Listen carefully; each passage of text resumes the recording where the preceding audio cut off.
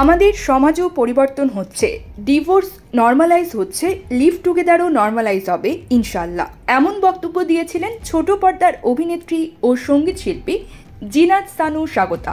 তার বক্তব্যের বিরুদ্ধে লিগ্যাল নোটিশ পাঠানো হয়েছে।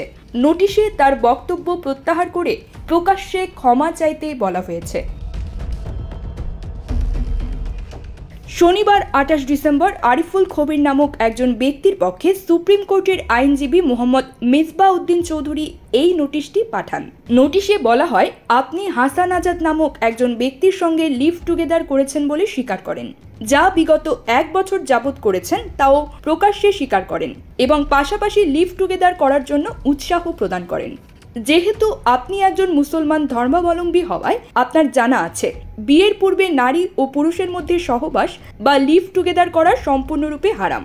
আপনি উক্ত হারাম বিষয়টি নিজে করে অপরকে করার জন্য উৎসাহ প্রদান করেছেন, যার কারণে সমাজে ব্যভিচারের মাত্রা বৃদ্ধি পেয়ে সমাজে এক বিশৃঙ্খলার পরিবেশ সৃষ্টি হবে। মাছে ভাতে বাঙালি, আর সেই মাছ পেতে আসুন লন্ডন ফিশ নেটে।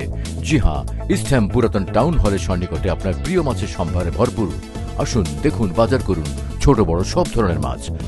বাহ, একই ছাদের নিচে প্রয়োজনীয় সবকিছু পাওয়া যায়। আপনার উক্তরূপ বিবৃতির কারণে মুসলমান ধর্মাবলম্বীগণের ধর্মীয় অনুভূতিতে চরমভাবে আঘাত প্রদান করেছেন।